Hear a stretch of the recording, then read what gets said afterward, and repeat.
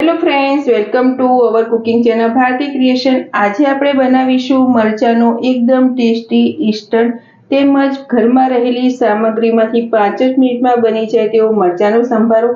આ સંભારો તમે એકવાર બનાવશો તો તમારે શાકની પણ જરૂર નહીં પડે, એટલો ટેસ્ટી બને છે કે ઘરમાં બધાને જ ભાવશે. તો ચાલો બનાવીએ. મરચાંનો એકદમ ટેસ્ટી ઇન્સ્ટન્ટ સંભારો બનાવવા માટે આપણે અત્યારે 100 ગ્રામ જેવા એકદમ ફ્રેશ હોય તેવા લીલા મરચાં લઈશું. અત્યારે મેં સહેજ કડક અને મોળા મરચાં મળે છે તે લીધા છે. તમારી પાસે જે પણ વેરાયટીના મરચાં હોય તે લઈ શકો છો. આની જગ્યાએ તમે ભાવનગરી મરચાં પણ લઈ શકો છો, તેમજ સહેજ તીખા મરચાં મળે છે તે પણ તમે આ સંભારો બનાવવા માટે ઉપયોગમાં લઈ શકો છો. મરચાંને આપણે સાથે ધોઈ અને કોરા કરીને પછી લઈશું. હવે આપણે આ મરચાંને કટ કરીશું. મરચાંને આપણે સહેજ મોટા પીસમાં કટ કરીશું. તમે વિડીયોમાં જોઈ રહ્યા છો એ પ્રમાણે આપણે આને આવી રીતે પીસ કરીશું.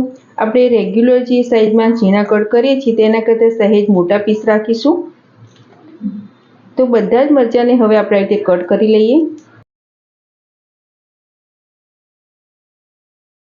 બધા જ મરચાંને આપણે સરસ રીતે કટ કરી લીધા છે. હવે તેની અંદર મિક્સ કરવા માટેનો આપણે એક ટેસ્ટી ઇન્સ્ટન્ટ આચાર મસાલો તૈયાર કરી લઈશું. મસાલો તૈયાર કરવા માટે આપણે એક વાટકી લઈશું અને તેમાં આપણે અડધી ચમચી જેટલી હળદર, એક મોટી ચમચી ધાણા જીરું, મરચાંના સંભારાનો કલર સરસ આવે એ માટે અડધી ચમચી જેટલું કાશ્મીરી મરચું, અડધી ચમચી જેટલી હિંગ, એક ચમચી જેટલો આમચૂર પાવડર, અડધી ચમચી વરિયાળી, અડધી ચમચી જેટલી કસૂરી મેથી, એક ચમચી જેટલા રાઈના કુરિયા, અડધી ચમચી જેટલી મેથીના કુરિયા. હવે આ બધા મસાલાને આપણે સાથે મિક્સ કરી દઈશું. અત્યારે મેં આમચૂર પાવડરનો ઉપયોગ કર્યો છે, તેની જગ્યાએ તમે લીંબુનો રસ પણ લઈ શકો છો. આમચૂર પાવડરથી આપણે જે આ સંભારો બનાવીશું તેની સેલ્ફ લાઈફ વધી જશે, જેથી તમે આ સંભારાને 1 વીક સુધી પણ રાખીને સ્ટોર કરી શકશો.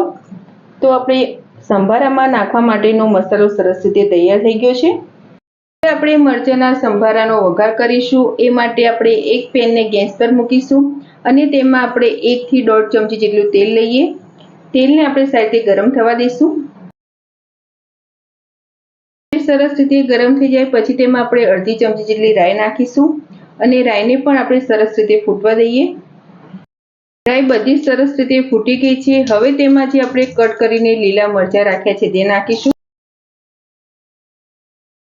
મરચાં તેલમાં મિક્સ કરીને આપણે હાઈ ફ્લેમ પર જ આપણે આને એકાદ મિનિટ જેવું રાખીશું, જેથી મરચાં છે સહેજ ક્રન્ચી રહે. આપણે આને ઓવરકુક કરવાના નથી, તે સહેજ સોફ્ટ થાય ત્યાં સુધી રહેવા દઈશું. એકાદ મિનિટ જેવું થઈ ગયું છે અને મરચાં આપણા સરસ રીતે તેલમાં સતરાઈ ગયા છે. હવે તેમાં આપણે જે તૈયાર કરેલો મસાલો છે તે જરૂર પ્રમાણે મિક્સ કરીશું. અત્યારે આપણે 2 ચમચી જેટલો મસાલો મિક્સ કરીએ. મસાલો મિક્સ કરીને તેમાં હવે આપણે ટેસ્ટ પ્રમાણે મીઠું મિક્સ કરીશું અને મસાલા અને મરચાંથી સાથે કોટ કરી લઈએ. મસાલો મિક્સ કરીને પછી પણ આપણે આ મરચાંને એકાદ મિનિટ માટે ગેસ પર રાખીશું, જેથી જે મસાલાની કચાશ હોય તે નીકળી જાય અને બધો જ મસાલો મરચાં પર સરસ રીતે કોટ થઈ જાય. આ સંભારો એટલો ટેસ્ટી બને છે કે તમારે શાકની પણ જરૂર નહીં પડે અને એમનામ તમે પરોઠા કે રોટલી સાથે ખાશો તો પણ આ સંભારો ખૂબ જ ટેસ્ટી લાગે છે. તો હવે એકાદ મિનિટ જેવું આપણે ગેસ પર મરચાંને રાખીશું, જેથી બધો જ મસાલો સરસ રીતે કોટ થઈ જાય. તો ફ્રેન્ડ્સ, એકાદ મિનિટ જેવું થઈ ગયું છે. હવે ગેસની ફ્લેમ બંધ કરીશું અને આપણે જોઈશું તો આ ઇન્સ્ટન્ટ મરચાંનો સંભારો કેટલો ટેસ્ટી દેખાય છે. હવે આપણે આ સંભારાને સર્વિંગ પ્લેટમાં સર્વ કરીએ.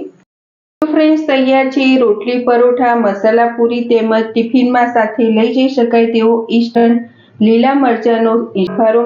આ સંભારો સહેજ ઠંડો પડે પછી તમે તેને એરટાઇટ ડબ્બામાં ભરીને 1 વીક સુધી ફ્રીજમાં સ્ટોર કરી શકો છો. તે ખૂબ જ સારો રહે છે અને બનાવવામાં એકદમ સિમ્પલ એવા લીલા મરચાંના સંભારાની રેસીપી તમને સારી લાગી હોય તો મારા વિડીયોને લાઇક, શેર અને આવી નવી રેસીપી જોવા મારી ચેનલને સબસ્ક્રાઇબ કરજો.